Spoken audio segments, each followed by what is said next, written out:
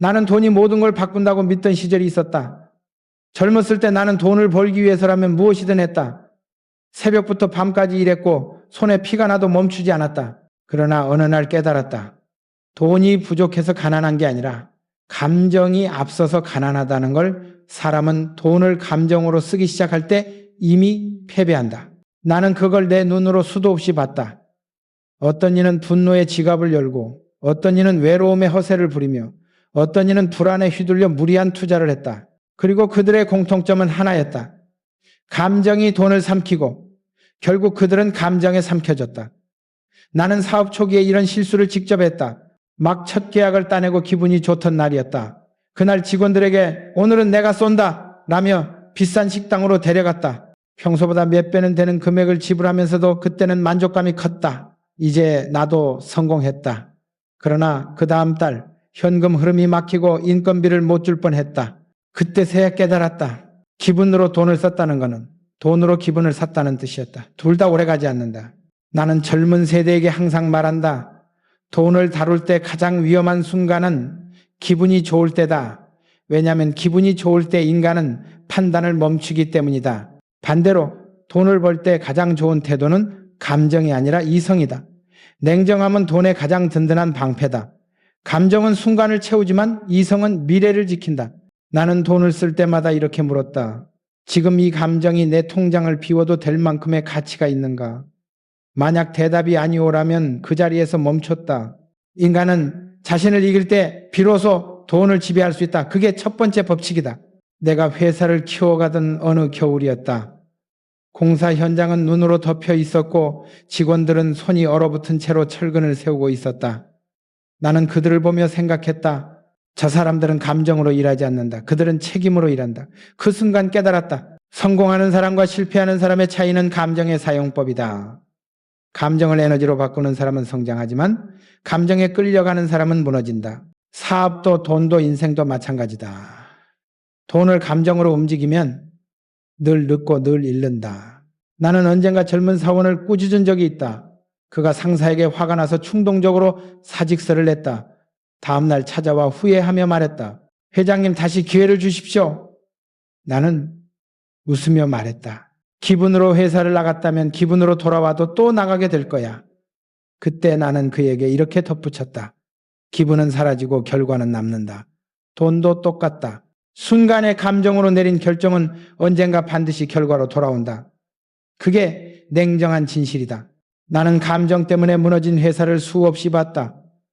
호황기에는 들뜬 마음으로 확장을 하고 불황기에는 두려움의 재산을 던졌다. 그들은 모두 한 가지 공통된 착각을 했다. 지금은 예외다. 그러나 세상에 예외는 없다. 원칙은 언제나 같다. 돈을 다루는 법은 날씨처럼 바뀌지 않는다. 감정은 일시적이지만 결과는 영원하다. 나는 위기 때일수록 오히려 한 걸음 물러섰다. 그리고 스스로에게 말했다. 지금 내 마음이 시끄럽다면 돈을 움직일 때가 아니다. 내가 회사를 운영하며 가장 많이 들은 질문은 이것이었다. 회장님, 지금 투자해야 합니까? 나는 항상 대답했다. 네 마음이 조용할 때 투자해라. 사람들은 숫자만 본다. 그러나 돈은 인간의 심리를 비춘다. 마음이 흔들리면 손도 흔들리고 손이 흔들리면 돈은 떠난다. 나는 그걸 평생 체험했다. 그래서 나는 늘 냉정하려 애썼다. 냉정함은 차가운 게 아니다. 그것은 불필요한 감정을 덜어내는 용기다. 감정이 많을수록 판단은 흐려지고 그 흐린 판단이 인생을 가난하게 만든다. 나는 이런 말을 자주 했다. 돈이 감정을 이길 수는 없지만 감정이 돈을 망칠 수는 있다. 이 말을 들은 젊은이들은 종종 웃었다. 그러나 세월이 지나면 그 뜻을 깨닫는다. 사람은 감정 때문에 결혼을 하고 감정 때문에 이혼을 하고 감정 때문에 투자하고 감정 때문에 잃는다. 인생의 대부분의 실수는 이성의 부족이 아니라 감정의 과잉에서 시작된다. 돈이 많아도 감정을 못 다스리면 결국 빈 털터리로 끝난다. 나는 어느 날 신입사원들에게 이런 질문을 던졌다. 여러분, 돈이란 게 뭐라고 생각합니까? 누군가는 대답했다. 자유입니다. 또 다른 이는 말했다. 행복입니다. 나는 고개를 저으며 이렇게 말했다. 돈은 감정을 증폭시키는 거울이다. 돈이 생기면 그 사람의 본성이 드러난다. 감정이 다스려진 사람은 돈으로 더 큰 선을 행하지만 감정이 통제되지 않은 사람은 돈으로 자신을 파괴한다. 돈은 늘 인간의 내면을 비춘다. 나는 젊은 시절 감정 때문에 잃은 돈이 많았다. 그러나 나이 들며 배운 것은 감정 때문에 얻은 깨달음은 더 컸다는 것이다. 결국 인생은 이 두 가지의 싸움이다. 감정이 돈을 이길 것이냐, 돈이 감정을 이길 것이냐. 나는 냉정함이 감정을 이기는 순간부터 부가 시작된다고 믿었다. 냉정함은 단순한 절제가 아니라 자신을 객관적으로 보는 힘이다. 그리고 그 힘이야말로 가난과 부를 가르는 가장 결정적인 요소다. 나는 지금도 젊은 세대에게 이렇게 말하고 싶다. 돈을 벌고 싶다면 먼저 감정을 다스려라. 분노로 결정하지 말고, 외로움으로 소비하지 말고, 불안으로 투자하지 마라. 돈은 당신의 기분을 위로하는 친구가 아니다. 돈은 당신의 철학을 비추는 거울이다. 그 거울이 맑으려면 마음이 고요해야 한다. 감정이 요동치는 사람은 언제나 돈의 노예로 산다. 그러나 감정을 다스린 사람은 돈을 다스린다. 결국 돈을 다루는 일은 감정을 다루는 일이다. 나는 평생 그것을 배웠다. 그리고 이제 당신에게 말하고 싶다. 돈은 숫자가 아니라 마음이다. 감정을 통제하는 순간 당신은 이미 부자의 반열에 오른 것이다. 나는 그걸 늦게 깨달았지만 당신은 지금이라도 배워야 한다. 감정을 다스린 사람은 돈을 얻는다. 그러나 감정에 휘둘린 사람은 평생 잃는다. 인생의 첫 번째 재정 실수는 언제나 여기서 시작된다. 돈보다 감정을 먼저 두는 순간 가난은 문 밖에서 당신을 기다리고 있다. 이제 이야기의 다음 장에서 나는 또 다른 치명적인 착각을 말하려 한다. 그것은 남의 눈을 위해 돈을 쓰는 사람들의 이야기다. 그들은 스스로를 위해 돈을 쓴다고 착각하지만 사실은 세상의 시선에 지배당한 채 살아간다. 그리고 그것이 두 번째 재정의 함정이다. 나는 젊었을 때부터 사람들의 시선을 너무 많이 의식했다. 가난했던 시절 남들이 입는 양복 한 벌이 그렇게 부러울 수가 없었다. 나는 새 구두 한 켤레를 사기 위해 며칠을 굶기도 했다. 그러나 시간이 지나 깨달았다. 남의 시선을 위해 돈을 쓰는 순간 그 사람은 이미 부자가 될 수 없는 운명을 선택한 것이다. 나는 한때 이런 경험을 했다. 막 회사를 세우고 거래처 대표와 첫 만남을 앞두고 있었다. 주머니 사정은 빠듯했지만 나는 비싼 양복을 빌려 입고 나갔다. 상대에게 능력 있는 사람으로 보이고 싶었다. 하지만 그가 내 손에 굳은 살을 보고 이렇게 말했다. 양복보다 당신의 손이 신뢰를 준다. 그 말을 듣는 순간 머리를 한 대 얻어맞은 것 같았다. 나는 겉모습이 신뢰를 만든다고 착각하고 있었다. 그러나 진짜 신뢰는 결과에서 나온다. 그날 이후 나는 외형보다 내실에 집중하기 시작했다. 많은 사람이 부자가 되지 못하는 이유는 단순하다. 돈을 벌기보다 돈 있어 보이려 하기 때문이다. 사람들은 남에게 보이기 위해 돈을 쓴다. 좋은 차를 타야 성공한 것처럼 보인다. 비싼 식당을 가야 대접받는다. 이런 착각이 평생을 가난하게 만든다. 나는 어느 날 이런 말을 했다. 보여주는 부자는 오래가지 못한다. 그러나 쌓아가는 부자는 반드시 남는다. 진짜 부자는 조용하다. 그들의 부는 티가 나지 않는다. 나는 부자가 된 후에도 낡은 자동차를 탔다. 사람들은 물었다. 회장님, 왜 새 차로 바꾸지 않습니까? 나는 대답했다. 자동차는 나를 데려다주는 도구지 나를 증명하는 장식이 아니오. 나는 수많은 사람을 보며 깨달았다. 남의 시선을 벗는 사람일수록 속은 비어 있었다. 겉으로는 화려했지만 통장은 항상 마이너스였다. 그들은 지금 즐겨야지라고 말했지만 사실은 불안해서 소비하고 있었다. 불안은 소비를 부르고 소비는 다시 불안을 낳는다. 그것이 남의 시선에 사로잡힌 사람의 운명이다.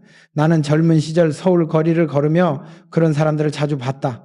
누군가는 비싼 옷을 입고도 고개를 숙였고 누군가는 낡은 구두를 신고도 당당히 걸었다. 나는 그때 스스로 다짐했다. 나는 남의 눈에 부자가 되지 않겠다. 내 안에서 부자가 되겠다. 나는 회사를 운영하면서 직원들에게도 늘 말했다. 우리가 만드는 건 상품이 아니라 신뢰다. 사람들은 브랜드를 통해 신뢰를 산다. 그러나 그 신뢰의 본질은 보여짐이 아니라 실력이다. 회사가 성장하기 시작하자 주변에서는 화려한 사무실로 옮기자는 제안을 많이 했다. 하지만 나는 거절했다. 지금 필요한 건 번쩍이는 간판이 아니라 튼튼한 바닥이요. 외형에 돈을 쓰는 회사는 위기에 약하다. 겉모습이 무너지면 함께 무너진다. 나는 진짜 부자가 되고 싶었다. 단단한 부자. 보여지는 부자가 아니라 버텨내는 부자. 나는 젊은 사람들에게 종종 묻는다. 당신은 누구를 위해 돈을 쓰고 있는가? 대답은 대부분 이렇다. 나 자신을 위해 씁니다. 그러나 나는 그 말 속에서 거짓을 본다. 그들이 쓰는 돈은 자기 자신이 아니라 남의 인정을 사기 위한 것이다. 인간은 인정받고 싶은 본능을 갖고 있다. 하지만 그 욕망이 지나치면 돈은 흘러나가기 시작한다. 남의 인정을 사려는 사람은 결국 자신을 잃는다. 나는 늘 말했다. 인정받으려 하지 말고 존경받으려 하라. 존경은 보여줘서 생기는 게 아니다. 쌓아가서 생긴다. 한 번은 어떤 중소기업 대표가 나를 찾아왔다. 그는 외형은 화려했지만 회사는 적자였다. 나는 그에게 물었다. 왜 이렇게 비싼 건물에서 사업을 합니까? 그는 자신 있게 말했다. 고객이 신뢰할 겁니다. 나는 단호히 대답했다. 고객은 건물을 보지 않소. 결과를 봅니다. 그 말에 그는 한참을 침묵했다. 몇 년 후 그는 그 사무실을 정리하고 현장 중심의 경영으로 돌아왔다. 그리고 회사는 흑자로 전환됐다. 그는 나중에 이렇게 말했다. 보여주는 데 쓰던 돈을 지탱하는 데 썼더니 모든 게 달라졌습니다. 나는 평생 동안 체면이라는 단어와 싸웠다. 가난했던 시절 체면은 사치였다. 그러나 돈이 생기고 나서야 알았다. 진짜 사치는 체면에 돈을 쓰는 것이다. 사람들은 체면 때문에 비싼 결혼식을 올리고 체면 때문에 불필요한 선물을 한다. 나는 늘 말했다. 체면은 돈으로 살 수 없다. 오히려 돈을 갉아먹는다. 체면은 사람의 얼굴을 세워주는 게 아니라 마음을 무너뜨린다. 나는 체면 대신 신뢰를 택했다. 신뢰는 보이지 않지만 오래간다. 부자는 절대 남의 눈을 위해 살지 않는다. 그들은 스스로의 기준을 가지고 산다. 반면 가난한 사람은 늘 남의 눈을 두려워한다. 이 옷을 입으면 뭐라 할까? 이 집에 살면 무시당할까? 그러나 그 두려움이 바로 가난의 시작이다. 남의 평가를 두려워하는 사람은 결국 자기 삶의 방향을 잃는다. 나는 내 인생의 대부분을 이렇게 살아왔다. 남이 아니라 나를 위해 일하고 나를 위해 쌓고 나를 위해 버텼다. 그 결과 남들이 부러워하는 인생이 아닌 내가 존중할 수 있는 인생을 얻었다. 나는 한 인터뷰에서 이렇게 말했다.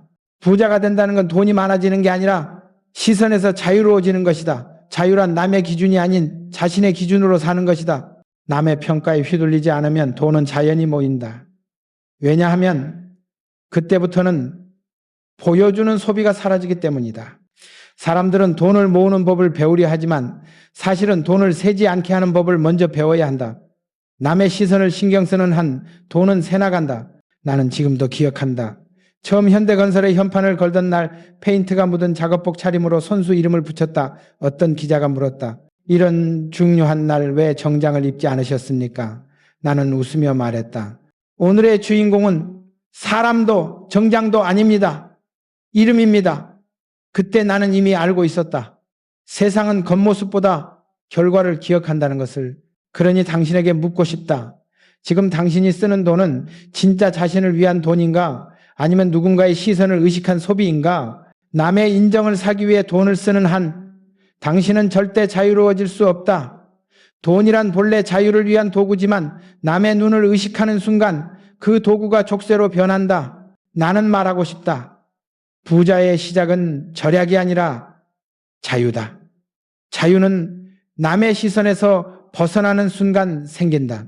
남의 인정을 구하지 말고 자신의 성장을 위해 써라.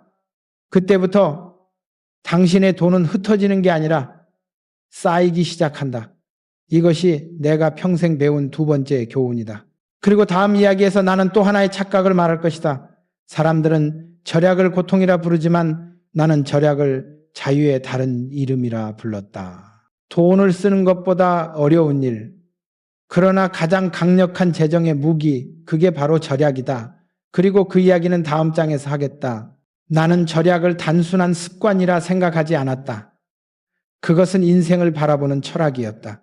사람들은 절약을 인색함이라 비웃지만 나는 그 말이 얼마나 어리석은지 평생 보며 배웠다. 절약은 돈을 아끼는 게 아니라 생각을 다듬는 일이다. 돈을 쓸 때 한 번 더 생각하는 사람은 인생의 방향도 한 번 더 확인한다. 젊었을 때 나는 가난했지만 단 한 번도 인색하지 않았다. 대신 모든 지출에는 이유가 있었다. 돈을 아낄 땐 이유가 있었고 쓸 땐 더 큰 목적이 있었다. 절약은 단순히 덜 쓰는 게 아니라 잘 쓰기 위한 준비였다. 나는 평생 동안 필요와 욕망을 구분하며 살았다. 그러나 대부분의 사람들은 그것을 헷갈린다. 필요는 삶을 유지하기 위한 것이고 욕망은 남과 비교하기 위한 것이다. 사람들은 나는 절약이 안 된다고 말한다. 그러나 그건 절약이 어려운 게 아니라 욕망을 통제하지 못하기 때문이다. 나는 젊은 시절 식당에서 밥을 먹을 때도 항상 이 생각을 했다. 이 돈이 나를 앞으로 나아가게 하는가? 만약 대답이 아니오라면 나는 그 돈을 쓰지 않았다. 그 단순한 기준이 내 인생을 지켜줬다. 절약은 불편함을 견디는 능력이다. 불편함을 피하려는 사람은 절대 부자가 될 수 없다. 나는 함석 지붕 아래에서 잠을 자며 일했다. 비가 새고 밤에는 냉기가 몸을 파고들었다. 그러나 그 시절의 절약이 나를 강하게 만들었다. 그 절약 덕분에 자본을 모을 수 있었고 그 자본이 회사를 만들었다. 절약이 없었다면 현대는 없었다. 사람들은 말한다. 정주영은 운이 좋았다. 그러나 나는 말한다. 운이 아니라 절약이 나를 살렸다. 절약이란 건 단순히 돈을 모으는 게 아니다. 그것은 자기 자신과의 싸움이다. 불필요한 욕망과 싸우는 일, 내 안의 나태함과 싸우는 일, 순간의 쾌락을 이겨내는 일. 나는 젊은 시절 이런 말을 했다. 절약은 인생의 근육이다. 쓰지 않으면 약해지고 단련하면 강해진다. 돈이 많아질수록 절약은 더 중요해진다. 왜냐하면 돈이 많을수록 욕망도 커지기 때문이다. 작은 돈을 아낄 줄 모르는 사람은 큰 돈을 다루지 못한다. 나는 절약을 통해 인내를 배웠다. 공사를 진행할 때 남들은 더 비싼 자재를 사서 좋은 이미지를 만들려고 했다. 그러나 나는 항상 말했다. 이미지는 잠깐이다. 품질은 영원하다. 나는 불필요한데 돈을 쓰지 않았고 진짜 필요한 곳에는 아낌없이 투자했다. 사람들은 그걸 보고 짜다고 했다. 그러나 그들이 쓴 돈은 사라졌고 내가 아낀 돈은 회사를 지탱했다. 절약은 냉정한 선택의 다른 이름이었다. 나는 절약을 배운 계기가 있었다. 전쟁 직후였고 자재도 돈도 부족한 시절이었다. 한 현장에서 공사비가 모자라 회사가 무너질 위기에 처했다. 그때 나는 창고를 샅샅이 뒤졌다. 그리고 남들이 버린 나무 조각, 철심 하나까지 모아 다시 썼다. 사람들은 비웃었다. 회장이 직접 이런 걸 주어서 뭘 하시렵니까? 나는 웃으며 말했다. 이게 바로 내 자본이다. 그 조각들이 모여 결국 공사를 완성시켰다. 그 경험은 내게 한 가지를 가르쳐줬다. 돈이 많다고 성공하는 게 아니다. 낭비하지 않을 줄 알아야 성공한다. 나는 늘 말한다. 절약은 금전의 문제가 아니라 태도의 문제다. 어떤 사람은 하루에 100원을 아끼며 부자가 되고 어떤 사람은 1000만 원을 쓰며 가난해진다. 돈의 크기가 아니라 마음의 크기가 차이를 만든다. 절약을 모르는 사람은 돈을 벌어도 항상 부족하다. 반대로 절약을 아는 사람은 돈이 없어도 여유롭다. 절약이란 단순히 돈을 남기는 게 아니라 돈에 쫓기지 않는 마음을 만드는 것이다. 나는 절약을 통해 자유를 얻었다. 젊었을 때는 가난이 나를 묶었지만 나이 들어서는 욕망이 사람을 묶는다는 걸 깨달았다. 절약은 그 욕망의 사슬을 끊는 행위였다. 사람들은 절약하면 인생이 재미없다고 말하지만 나는 이렇게 말한다. 절약하면 인생이 가벼워진다. 불필요한 것을 덜어낼수록 삶은 단단해진다. 절약이란 나를 무겁게 하는 것을 덜어내는 용기다. 나는 절약을 통해 진짜 부자와 가짜 부자를 구분할 수 있었다. 가짜 부자는 번 돈을 과시하기 위해 쓴다. 그러나 진짜 부자는 번 돈을 미래를 위해 남긴다. 내가 본 가장 성공한 사람들은 모두 절약가였다. 그들은 화려하지 않았지만 누구보다 자유로웠다. 그들의 공통점은 단 하나였다. 지출의 기준이 감정이 아니라 목적이었다. 그들은 필요한 것에는 아낌없이 쓰고 필요 없는 것은 냉정히 잘랐다. 그것이 절약의 본질이었다. 나는 한번 이런 말을 들은 적이 있다. 회장님, 그렇게까지 아껴야 합니까? 이제는 좀 여유 있게 사셔도 되잖아요. 나는 웃으며 대답했다. 절약은 가난할 때의 습관이 아니라 평생의 태도요. 절약은 돈을 위해 하는 게 아니라 삶을 존중하기 위해 하는 것이다. 절약이 없다면 인생은 산만해진다. 절약은 단순히 돈을 아끼는 기술이 아니라 나를 관리하는 철학이다. 나는 젊은 사람들에게 이렇게 말하곤 했다. 절약은 당신의 자유를 보장하는 보험이다. 돈이 없어도 절약하는 사람은 두렵지 않다. 그러나 절약을 모르는 사람은 아무리 돈이 많아도 불안하다. 절약은 삶의 버팀목이다. 절약하는 사람은 위기가 와도 무너지지 않는다. 왜냐하면 그들은 이미 덜어내는 법을 알고 있기 때문이다. 오늘날 많은 사람이 소비로 자신을 증명하려 한다. 그러나 절약은 그 반대의 길이다. 절약은 자신을 증명하지 않아도 되는 사람의 선택이다. 절약은 돈이 아니라 내면의 힘을 쌓는다. 나는 절약을 통해 얻은 돈보다 절약을 통해 얻은 마음의 평화가 더 소중했다. 절약은 나를 이기고 세상을 이기는 가장 단순한 방법이었다. 나는 이제 이렇게 말하고 싶다. 절약은 고통이 아니다. 그것은 자기 존중이다. 절약을 두려워하지 마라. 절약이 당신을 가난하게 만드는 게 아니라 절약이 당신을 지켜준다. 절약은 부자가 되기 위한 가장 확실한 길이다. 그리고 그 길은 누구에게나 열려 있다. 이제 다음 이야기에서 나는 또 하나의 위험한 함정을 말할 것이다. 그것은 투자다. 돈을 불리고 싶다는 욕망이 얼마나 빠르게 인간을 무너뜨리는지, 그리고 지식 없이 덤비는 투자가 왜 인생을 망치는지를 나는 뼈저리게 경험했다. 다음은 그 이야기를 하겠다. 나는 평생 동안 수많은 투자를 보았다. 그리고 그중 절반은 실패였다. 이유는 단순했다. 사람들은 투자를 배운 적이 없기 때문이다. 투자란 돈을 굴리는 기술이 아니라 위험을 다루는 철학이다. 대부분의 사람은 투자라는 단어의 욕망부터 느낀다. 이걸로 인생이 바뀔지도 몰라. 이번만은 기회야. 그러나 그런 생각이 드는 순간 이미 실패의 문턱에 서 있는 것이다. 나는 한 번도 운으로 돈을 벌어본 적이 없다. 내가 번 돈은 모두 이해한 돈이었다. 모르는 일에는 절대 손대지 않았다. 그게 내 철칙이었다. 나는 1960년대 후반 한 해외 사업에서 뼈저린 교훈을 얻었다. 당시 우리는 중동 건설 시장에 진출하려 했지만 자본도 경험도 부족했다. 주변에서는 반대했다. 회장님, 무리입니다. 망할 수도 있습니다. 그러나 나는 철저히 준비했다. 수개월간 시장 조사를 하고 계약 조건을 연구했다. 그리고 무엇보다 이 일이 우리 회사의 철학과 맞는가를 먼저 따졌다. 나는 그때 깨달았다. 투자는 단순히 돈을 버는 행위가 아니라 철학을 시험하는 과정이었다. 철학이 없는 투자는 결국 욕심으로 끝난다. 나는 자주 이런 말을 했다. 투자는 용기가 아니라 공부다. 많은 사람은 용기를 앞세워 모르는 곳에 돈을 넣는다. 그러나 진짜 용기는 모를 때 멈추는 것이다.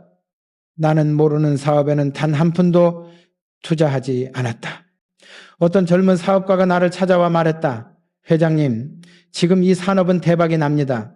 나는 조용히 물었다. 당신은 그 산업의 구조를 완전히 이해했는가? 그는 잠시 머뭇거리다 대답하지 못했다. 나는 그에게 말했다. 모르면 하지 마라. 안 하는 용기가 잘못하는 용기보다 낫다. 사람들은 흔히 이렇게 말한다. 기회는 한 번뿐이다. 그러나 그건 거짓이다. 진짜 기회는 언제나 준비된 사람 앞에만 나타난다. 나는 평생 돈을 잃은 적이 있지만 절대 같은 이유로 2번 잃은 적은 없다. 실패했을 때 나는 그 실패를 철저히 해부했다. 왜 잃었는지, 무엇을 몰랐는지, 어떤 감정의 판단을 흐렸는지, 그 과정을 통해 나는 투자라는 단어를 다시 정의했다. 나에게 투자란 남을 이기는 게임이 아니라 어제의 나를 이기는 싸움이었다. 나는 투자를 단순히 돈의 이동으로 보지 않았다. 그것은 시간과 신뢰의 교환이었다. 빠른 돈은 빠르게 사라진다. 천천히 번 돈은 오래 남는다. 사람들은 단기간에 이익을 짓는다. 그러나 나는 장기적 신뢰를 쌓았다. 예를 들어 해외 거래처와 계약을 할 때 나는 절대 약속을 어기지 않았다. 손해를 보더라도 지켰다. 상대는 처음에는 의아해했지만 시간이 지나자 더 큰 계약으로 돌아왔다. 그것이 진짜 투자였다. 돈이 아닌 신뢰에 투자하는 것. 그 신뢰는 이자보다 오래 남았다. 나는 한 번은 이런 말을 들었다. 회장님, 이제는 공격적으로 나가야 할 때입니다. 그러나 나는 대답했다. 공격보다 중요한 건 생존이요. 투자는 싸움이 아니다. 전쟁이 끝나면은 승자도 상처를 입는다. 나는 언제나 잃지 않는 투자를 목표로 했다. 작은 이익을 놓쳐도 괜찮았다. 그러나 한 번의 큰 손실은 회사를 무너뜨릴 수 있었다. 세상에는 돈을 버는 법을 아는 사람은 많지만 돈을 지키는 법을 아는 사람은 적다. 나는 후자였다. 어느 날 한 은행원이 내게 투자 상품을 제안했다. 회장님, 이건 절대 손해볼 일이 없습니다. 나는 그 말을 듣자마자 웃었다. 절대라는 말이 붙은 순간 나는 그 돈을 잃을 준비를 합니다. 세상에 절대는 없다. 위험 없는 투자는 존재하지 않는다. 대신 위험을 이해하는 투자가 있을 뿐이다. 나는 언제나 이런 기준으로 판단했다. 이 일을 망쳤을 때 나는 다시 일어설 수 있는가? 만약 그 대답이 아니오라면 나는 하지 않았다. 그 단순한 기준이 내 회사를 지켜줬다. 나는 젊은 사람들에게 이렇게 조언한다. 투자할 때 다른 사람의 말보다 자신의 이성을 믿어라. 주변에서 아무리 좋은 정보라고 떠들어도 스스로 납득하지 못하면 하지 마라. 남의 확신은 당신의 책임을 대신하지 않는다. 결국 잃는 것도 배우는 것도 자기 자신이다. 나는 수많은 투자 실패담을 들으며 한 가지 진리를 얻었다. 돈을 잃은 사람들의 90%는 모르고 했다. 그리고 나머지 10%는 알면서도 감정에 밀렸다. 결국 투자에서 이기는 사람은 지식과 냉정함을 함께 가진 사람이다. 내가 회사를 세우고 성장시키던 시절 모든 결정은 정보보다 판단의 싸움이었다. 정보는 누구나 가질 수 있다. 그러나 판단은 자신만의 철학이 있어야 가능하다. 나는 그 철학을 이렇게 정의했다. 내가 이해하지 못한 돈은 내 돈이 아니다. 그 철학 덕분에 나는 위기 때도 무너지지 않았다. 투자란 얼마를 버는가가 아니라 얼마나 지킬 수 있는가의 문제다. 나는 잃지 않는 투자를 위해 언제나 준비했다. 투자를 하다 보면 돈보다 더 위험한 게 있다. 그것은 자만이다. 한두 번 성공하면 사람은 자신이 모든 걸 안다고 착각한다. 나도 그런 시절이 있었다. 한 해외 공사에서 큰 이익을 냈을 때 나는 자신감이 넘쳤다. 그래서 새로운 프로젝트를 서둘러 시작했다. 그러나 예산 계산을 소홀히 한 탓에 손실을 봤다. 나는 그날 밤 스스로에게 이렇게 썼다. 성공은 교만을 낳고 교만은 실패를 부른다. 그 뒤로 나는 어떤 투자든 겸손으로 시작했다. 나는 돈을 잃어본 적이 있다. 그러나 그보다 더 큰 손실은 신뢰를 잃는 것이었다. 투자에서 진짜 무서운 건 잃는 돈이 아니라 잃는 신용이다. 신용이 사라지면 돈도 사라진다. 그래서 나는 언제나 상대와의 약속을 지켰다. 이익이 적어도 상관없었다. 신뢰는 한 번 쌓이면 그 어떤 자산보다 오래 간다. 나는 투자를 통해 돈보다 중요한 자산이 신용이라는 걸 배웠다. 이제 나는 말하고 싶다. 모르는 투자로 부자가 된 사람은 있어도 그 부를 지킨 사람은 없다. 투자란 결국 자기 자신과의 싸움이다. 무지와의 싸움, 욕심과의 싸움, 공포와의 싸움, 그 싸움에서 이기는 자만이 진짜 부자가 된다. 다음 이야기는 그 연장선에 있다. 투자보다 더 무서운 적, 바로 빚이다. 빚은 처음엔 친구처럼 다가오지만 끝내는 주인처럼 명령한다. 나는 그 빚의 위험을 누구보다 뼈저리게 경험했다. 그리고 그 이야기를 다음 장에서 들려주겠다. 나는 평생 동안 수많은 위기를 겪었다.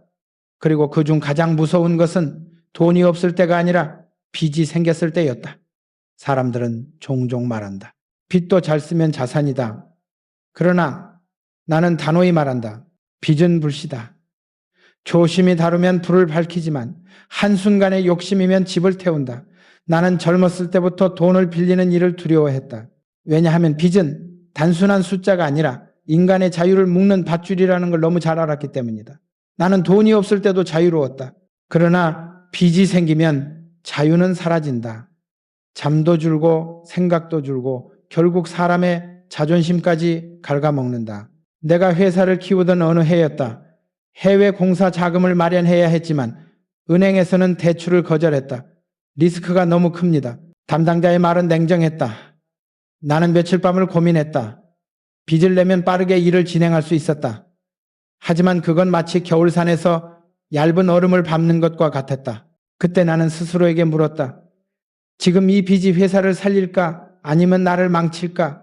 그 질문에 확신이 서지 않아 나는 대출을 포기했다. 대신 모든 자원을 다시 계산하고 내부에서 가능한 모든 방법을 동원했다. 몇 달은 고통스러웠지만 결국 회사는 자기 힘으로 버텼다. 그때 나는 확실히 깨달았다. 돈이 부족하면 불편하지만 빚은 인간을 불안하게 만든다. 그리고 불안은 판단을 무너뜨린다. 나는 젊은 사람들에게 자주 말한다. 빚을 두려워하지 않는 사람은 결국 빚의 노예가 된다. 빚은 처음엔 달콤하다. 모든 게 쉬워 보이고 미래가 금세 올 것처럼 느껴진다. 하지만 그 달콤함은 곧 독이 된다. 빚이 쌓이면 자유는 줄고 생각은 짧아진다. 빚을 지면 항상 뒤를 돌아봐야 한다. 누군가에게 갚아야 한다는 사실이 늘 마음을 짓누른다. 그리고 그 마음의 짐이 결국 삶의 속도를 늦춘다. 나는 가난하게 시작했지만 단 한 번도 갚아야 하는 삶을 원하지 않았다. 나는 벌어서 나아가고 싶었지 빌려서 불안하게 살고 싶지는 않았다. 나는 한 번 실제로 빚의 위험을 경험한 적이 있다. 한 협력업체가 부도를 내면서 우리 회사가 대신 지급보증을 서준 금액이 문제가 됐다. 순식간에 수억 원의 채무가 내 이름으로 남았다. 그날 밤 나는 사무실에 혼자 앉아 종이를 바라봤다. 서류에는 숫자 몇 줄이 적혀 있었지만 내 마음속에서는 쇠사슬 소리가 들렸다. 이게 바로 빚이구나. 그때 나는 다짐했다. 다시는 돈을 빌려 책임을 넘기지 않겠다. 내가 쓰는 돈은 내가 번 돈으로만 하겠다. 그 뒤로 나는 모든 사업에서 빚을 최소화했다. 누군가는 그것을 보수적이라 했지만 나는 그게 진짜 용기라고 생각했다. 빚은 사람의 마음을 바꾼다. 처음에는 이자 정도야 감당할 수 있지라 생각하지만 시간이 지나면 이자가 주인이 되고 사람은 종이 된다. 빚을 진 사람은 언제나 눈치를 본다. 투자자, 채권자, 심지어 직원의 눈까지. 결국 자존감이 무너지고 판단은 왜곡된다. 나는 그것을 수없이 목격했다. 어떤 사장은 빚 때문에 거래처에 머리를 숙였고 어떤 이는 가족에게조차 거짓말을 했다. 빚은 돈을 빌리는 게 아니라 인생을 저당 잡히는 일이다. 내가 한창 현대건설을 운영할 때 경제 위기가 닥쳤다. 많은 기업이 대출에 의존해 살아남으려 했다. 하지만 나는 거꾸로 갔다. 줄일 건 줄이고 버틸 건 버티자. 직원들은 불안해했다. 회장님, 대출이라도 받아야 하는 거 아닙니까? 나는 단호히 말했다. 남의 돈으로 버티는 건 버티는 게 아니다.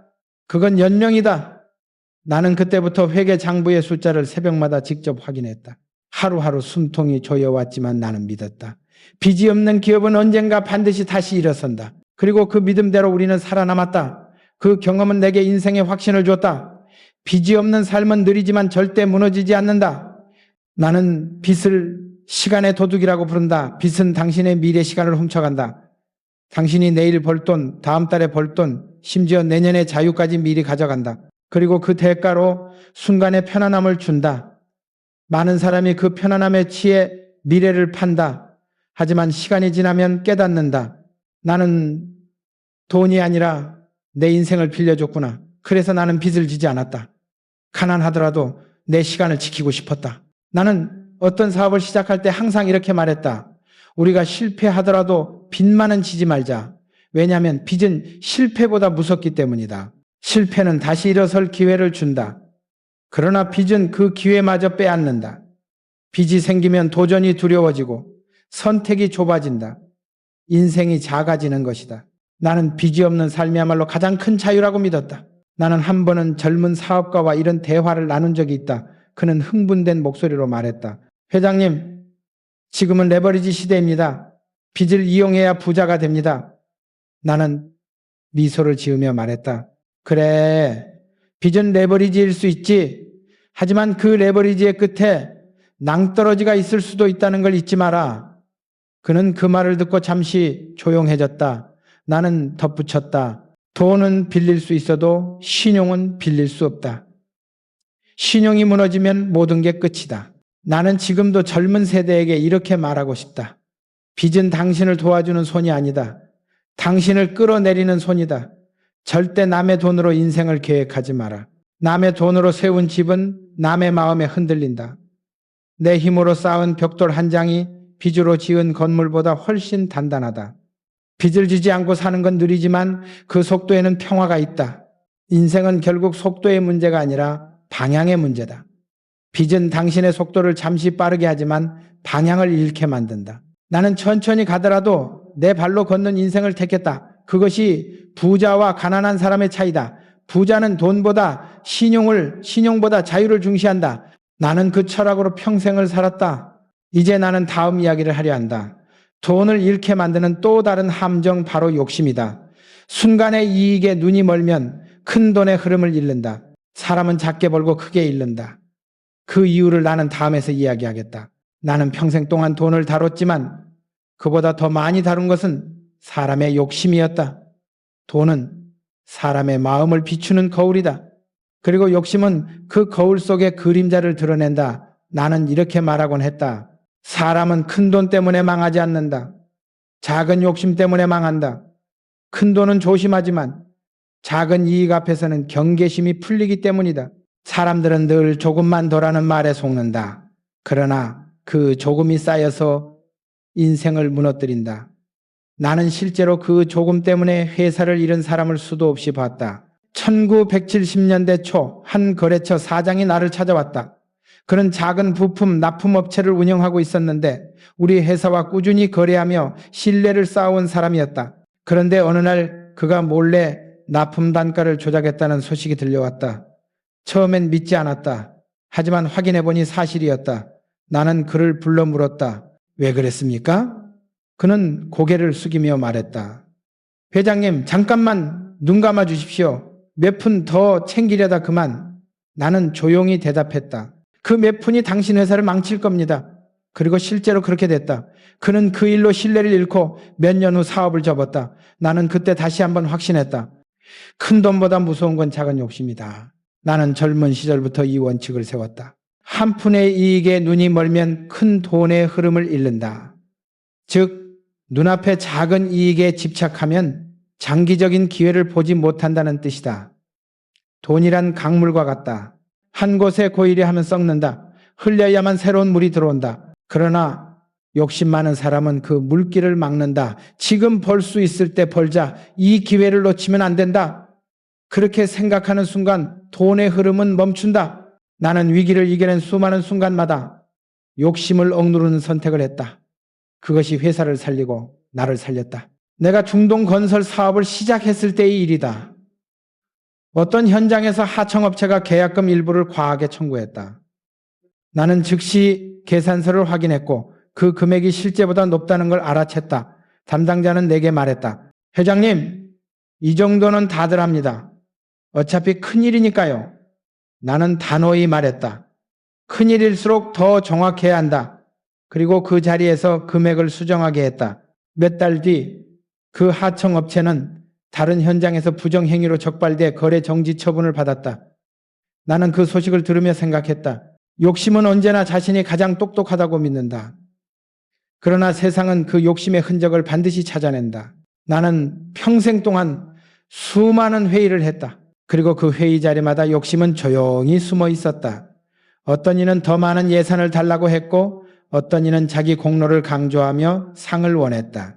그러나 나는 알고 있었다. 진짜 성과를 내는 사람은 말이 적다. 욕심이 많은 사람일수록 결과보다 보상을 먼저 말한다. 그래서 나는 늘 이렇게 말했다. 욕심은 잠깐의 만족을 주지만 신뢰는 평생의 이익을 준다. 신뢰는 이자보다 오래 남는다. 나는 가끔 젊은 사람들의 눈에서 욕심의 불꽃을 본다. 그 눈빛은 뜨겁지만 방향이 없다. 이 일로 얼마를 벌 수 있을까요? 얼마나 빨리 성공할 수 있을까요?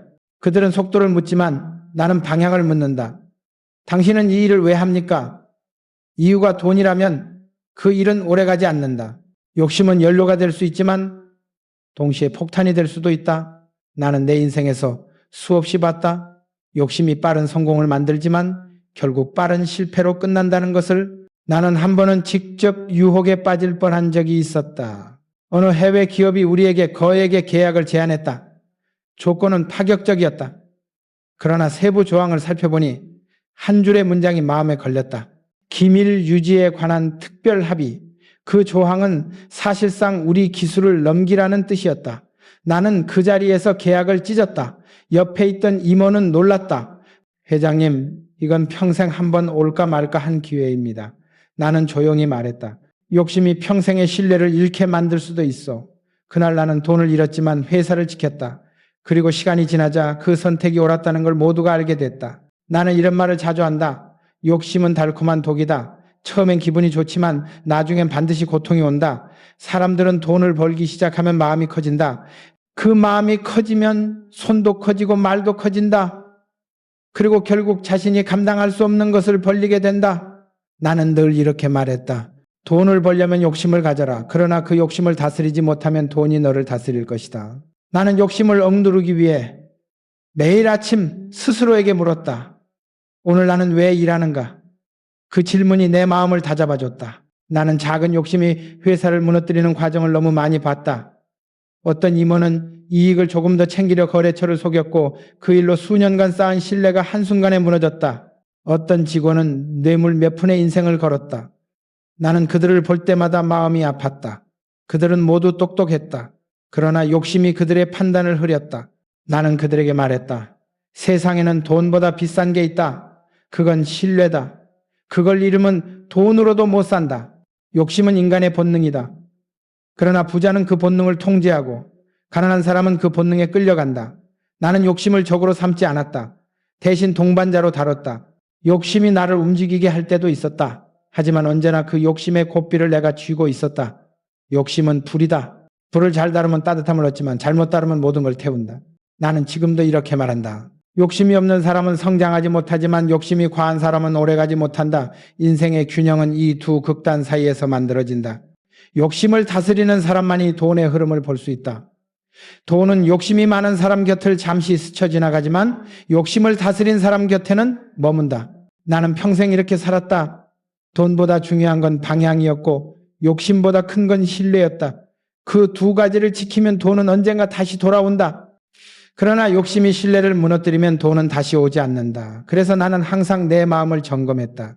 나는 지금 욕심으로 움직이는가 아니면 철학으로 움직이는가, 그 질문이 내 인생의 나침반이었다. 이제 다음 이야기를 하겠다. 돈은 숫자와 계산으로 보이지만 결국 인간의 관계 속에서 움직인다. 내가 평생 깨달은 7번째 진리는 바로 그것이었다. 돈은 숫자보다 약속을 따른다. 돈을 잃는 대부분의 사람은 계산에서가 아니라 인간관계에서 무너진다. 그 이야기를 다음에서 들려주겠다. 나는 평생 돈을 다뤘지만 결국 마지막에 깨달은 건 이것이었다. 돈은 숫자와 계산으로 움직이지 않는다. 돈은 사람의 신뢰 위에서만 움직인다. 인생에서 가장 비싼 건 약속이고 가장 값진 건 신용이다. 나는 회사를 세우고 수많은 계약서를 써봤다. 그러나 그 중에서 가장 강력했던 계약서는 종이가 아닌 말이었다. 한 번 한 약속은 반드시 지켰다. 손해를 보더라도 어기지 않았다. 왜냐하면 그 한마디가 내 인생을 지탱하는 자산이었기 때문이다. 돈을 벌 수 있는 기회는 다시 오지만 신뢰를 잃은 기회는 다시 오지 않는다. 나는 그걸 너무 뼈저리게 배웠다. 내가 일본에서 첫 해외 프로젝트를 따냈을 때의 일이다. 상대 회사의 대표는 나를 몇 번이나 시험했다.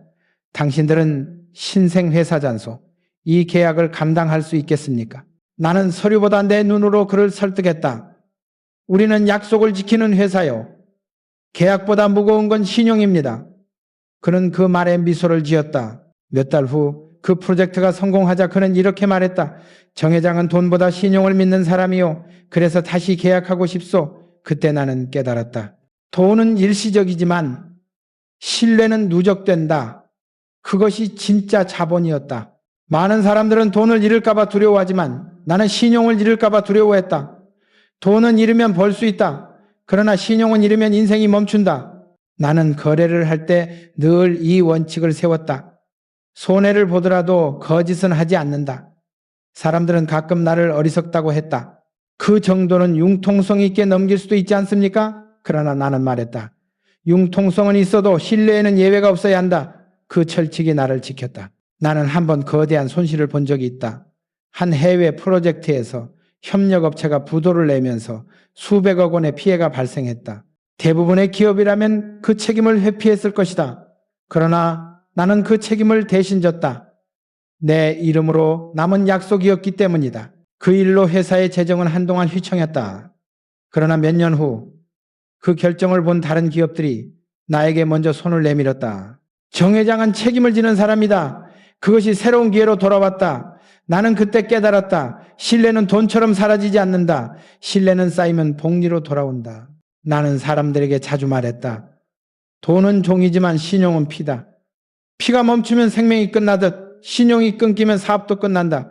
신용은 은행의 숫자가 아니라 사람의 마음에서 생긴다. 나는 어떤 거래든 돈보다 사람을 먼저 봤다. 아무리 이익이 커도 신뢰할 수 없는 사람이라면 함께하지 않았다. 반대로 진심이 느껴지는 사람이라면 이익이 적어도 손을 잡았다. 그리고 그 관계는 언제나 더 큰 이익으로 돌아왔다. 세상은 결국 사람으로 움직인다. 계산으로 돈을 벌 수는 있어도 사람으로 돈을 지킬 수 있다. 나는 젊은 사원들에게 이런 질문을 던졌다. 여러분은 돈을 따를 겁니까? 사람을 따를 겁니까? 대부분은 둘 다요? 라고 대답했다. 나는 고개를 저으며 말했다. 먼저 사람을 따르시오. 그러면 돈은 따라올 것이요. 돈은 신뢰의 부산물이다.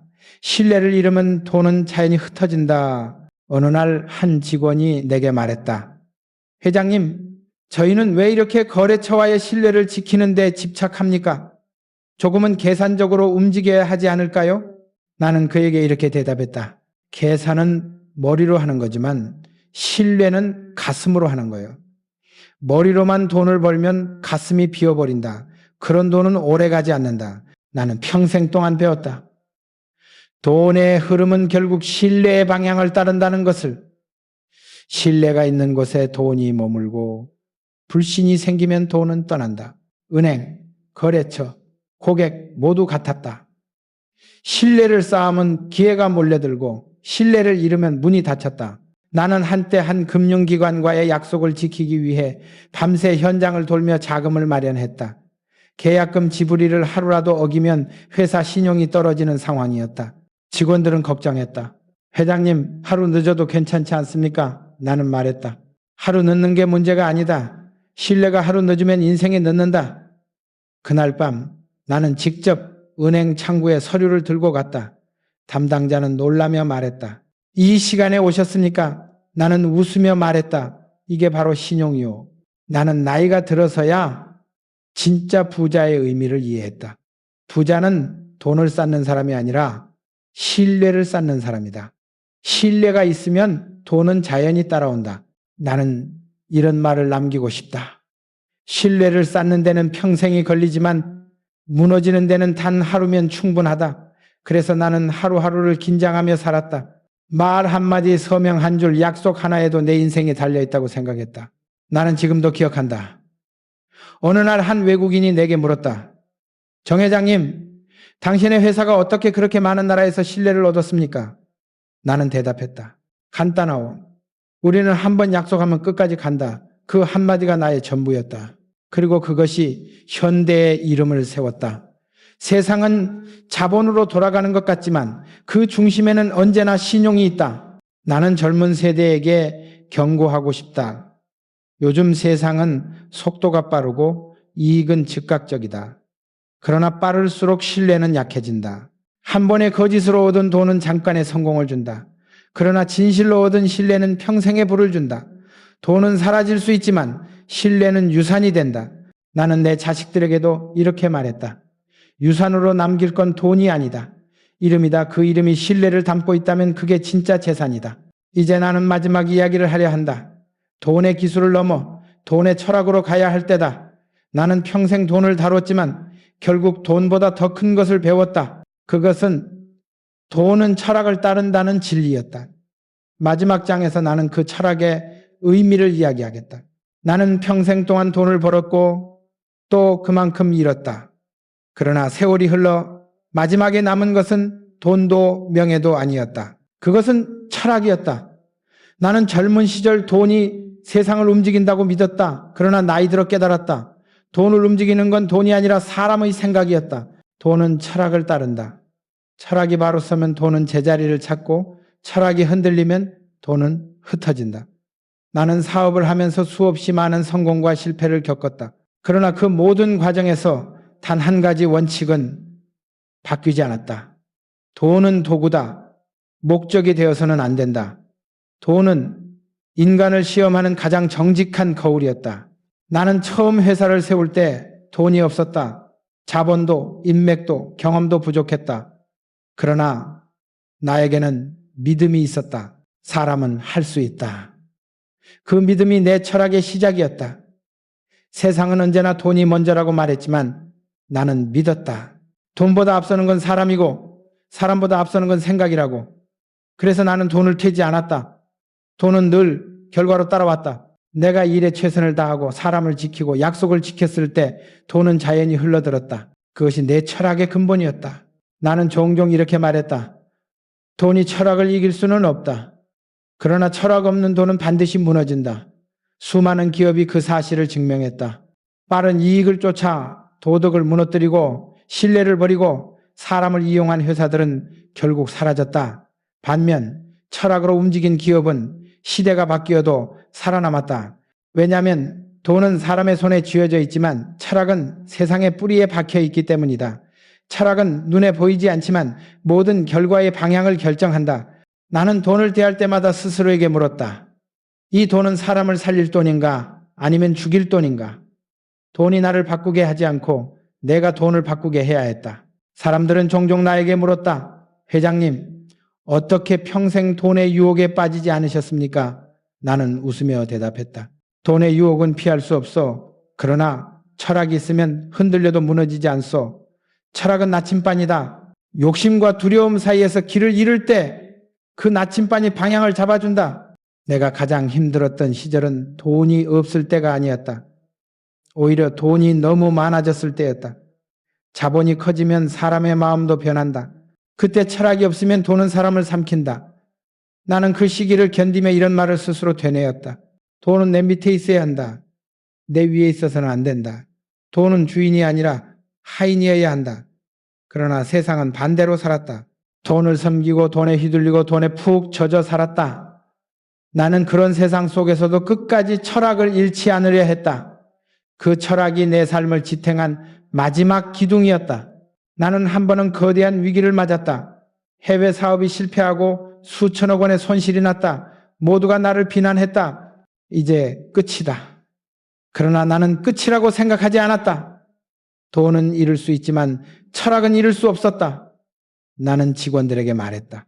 우리는 돈을 잃었지만 신용을 잃지 않았다. 신용을 지키는 한 돈은 다시 돌아온다. 그 말을 하며 스스로도 떨렸다. 그러나 시간이 흘러 그 믿음은 현실이 됐다. 우리가 다시 일어선 것은 자본이 아니라 신념 덕분이었다. 철학이 위기를 견디게 한 것이다. 나는 돈을 많이 벌수록 더 자주 질문했다. 나는 지금 왜 이 일을 하는가? 철학이 흐려질 때마다 사고가 생겼다. 부자가 된 사람 중 많은 이가 망하는 이유는 돈이 많아졌기 때문이 아니다. 철학을 잃었기 때문이다. 철학을 잃은 순간 돈은 방향을 잃는다. 나는 늘 말했다. 철학은 돈보다 느리지만 돈보다 멀리 간다. 철학이 없는 분은 잠깐의 불꽃이다. 반면 철학 위에 세운 분은 세대를 넘어간다. 나는 나이가 들어서야 깨달았다. 부의 진정한 목적은 나 자신을 위한 것이 아니라 세상을 위한 것이었다. 돈을 쌓는데 그치면 욕심이 되고 흘려보내면 철학이 된다. 나는 평생 돈을 쌓아왔지만 결국 그 돈으로 학교를 세우고 병원을 짓고 젊은이들에게 기회를 주었다. 그때 나는 진짜 부자의 의미를 느꼈다. 돈은 쓸 때 완성된다. 철학 없는 돈은 소비로 끝나지만 철학이 있는 돈은 변화로 이어진다. 그것이 내가 믿은 부의 순환이었다. 나는 종종 과거를 돌아본다. 돈을 벌기 위해 뛰던 젊은 나, 실패 앞에서 주저앉던 중년의 나, 그리고 철학을 지키기 위해 고개를 들던 노년의 나, 인생은 결국 돈의 싸움이 아니라 마음의 싸움이었다. 나는 이렇게 말했다. 가난이 부끄러운 게 아니라 철학이 없는 게 부끄럽다. 가난한 사람 중에도 존경할 만한 이가 있고 부자 중에도 초라한 이가 있다. 그 차이는 돈의 크기가 아니라 철학의 깊이다. 나는 젊은 세대에게 이렇게 말하고 싶다. 돈을 버는 법보다 돈을 다루는 철학을 먼저 배워라. 철학이 없는 분은 불안하다. 잠시 빛나도 오래가지 않는다. 철학이 않는다. 그러나 철학이 있는 사람은 돈이 없어도 무너지지 않는다. 세상은 빠르게 변하지만 철학은 변하지 않는다. 그것이 인간이 가져야 할 마지막 무기다. 나는 이제 인생의 끝자락에서 말할 수 있다. 돈은 나를 키웠고 철학은 나를 지켰다. 철학이 없는 부자는 한 계절의 성공으로 끝나지만 철학을 지닌 사람은 세대의 등불이 된다. 나는 평생 돈으로 세상을 바꾸려 했지만 결국 철학이 나를 바꿨다. 돈은 내 손에서 흘러갔지만 철학은 내 안에 남았다. 그것이 내가 남길 수 있는 유일한 유산이다. 나는 마지막으로 이렇게 말하고 싶다. 돈은 떠난다. 그러나 철학은 남는다. 인생의 성공이란 돈을 얼마나 모았느냐가 아니라 그 돈으로 어떤 철학을 실현했느냐에 달려있다. 철학이 있는 삶, 그것이 진짜 부자의 길이다. 나는 그 길을 걸었고 이제 당신에게 그 길을 남긴다. 돈은 언젠가 당신을 떠날 것이다. 그러나 철학은 평생 당신과 함께 할 것이다. 이것이 내가 평생 걸어오며 깨달은 마지막 교훈이다. 돈은 철학을 따른다. 철학이 곧 인생의 나침반이다. 방향이 바로 선 사람에게 돈은 언젠가 반드시 찾아온다. 그것이 내가 살아서 그리고 넘어지며 끝내 배운 부의 진리였다.